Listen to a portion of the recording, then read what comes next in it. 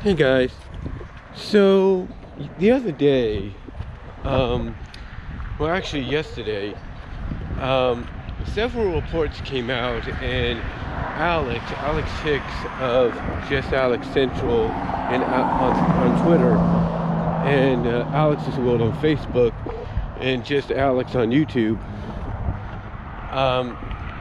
he also shared this information. And what he shared was information that very soon, as a matter of fact, next month, Jon Moxley's current AEW contract, which only goes for 3 years, because that seems to be the route Tony Khan is going with when signing most of his talent, that his contract is up next month.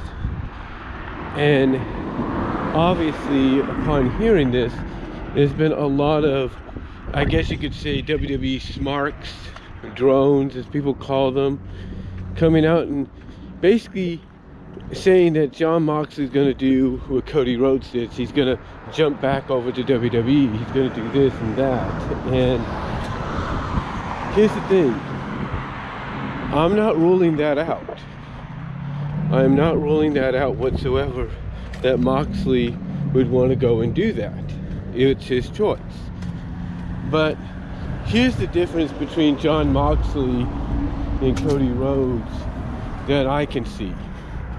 See, even though Moxley, maybe even at the request or behest of his wife, could jump back over, he's not the kind of guy that would be in a hurry to do so.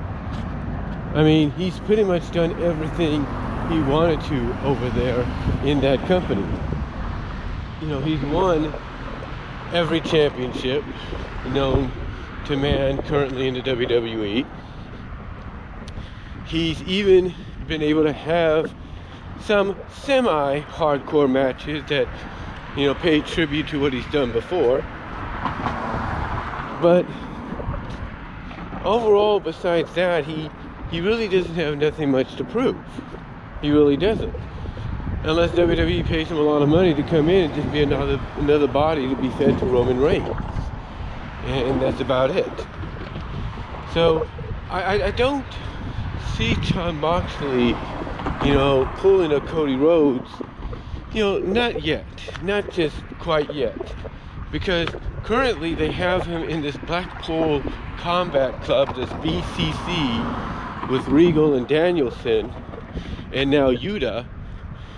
And if you have him as part of something like that, you know, in what is essentially a storyline where it's a stable of wrestlers proving that they could take as much pain as you dish out before they pass out, or something like that, then I don't think Moxley would be in a hurry to really, you know, want to jump ship back over to WWE and throw all that away.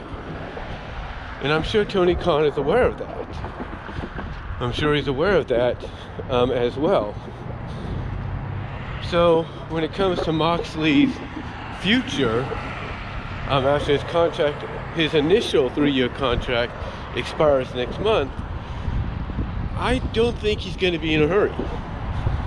I mean, one thing you got to look at is Moxley, outside of AEW, is the current GCW World Champion, Game Changer Wrestling Champion. And Game Changer Wrestling is known for its a mixture of hardcore wrestling, which is basically the face of its company, you know, pro wrestling, you know, just a mixture of everything, just like the old ECW was. That's what GCW is, but on a more modern stage. And Moxley is having the time of his life, you know, competing in it. You know, he's having the time of his life competing in GCW as their champion, competing in these death matches, if you will, when it comes to defending the title. You know, he's having fun.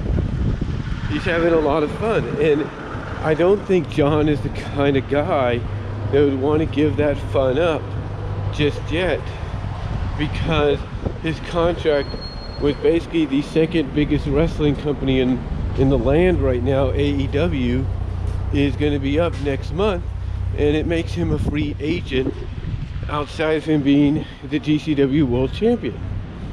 So to me, as much as it would be nice to see Jon jump back over to WWE and, you know, maybe get a chance to be himself, like Cody got to be himself, and just, you know, come back in there not as Ambrose but as Moxley, Jon Moxley, you know, it would be nice to see that happen, but I just don't see him doing that. I really don't.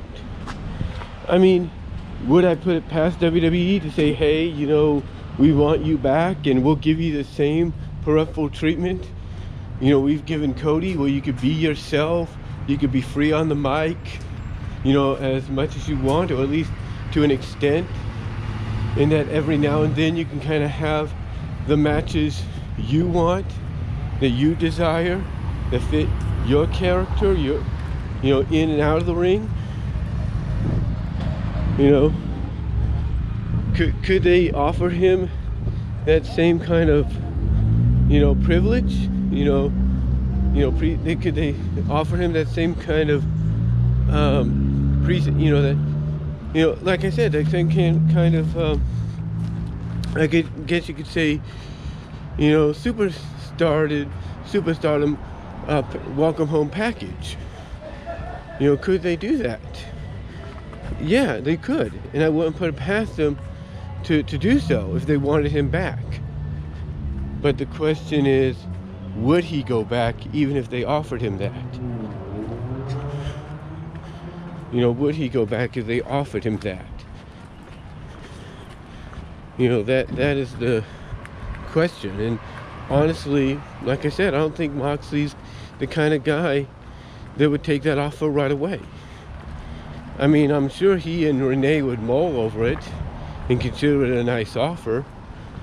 But again, even if they agree to allow, you know, if they basically agree to give Moxley the same, you know, privilege, and, well, I wouldn't say privilege, but the same benefits, the same red carpet rollout that they gave for Cody, and, you know, the same pamperness to where, hey, you could be yourself and have the kind of matches you want every now and then, be free on the mic to an extent, be, you know, say what you want to an extent. You know, I think even with all that offered to him, I just don't see Moxley making the jump. Now, do I think he could make the jump back to WWE unless Tony Khan offers him something better for another year or so? Yeah, I could. But I don't expect him to make that jump until maybe around SummerSlam. I really don't. When they go to Nashville, Tennessee, in Nashville Stadium, that's when I would expect him to make the jump. Honest to God. But between you and me, folks, I just don't think Jon's the kind of guy to do that. But maybe I'm wrong. Maybe I could be wrong. But what do you guys think? Do you think Moxley would do it? Do you think he'd pull Cody Rhodes? Give me your thoughts, and I'll talk to y'all later.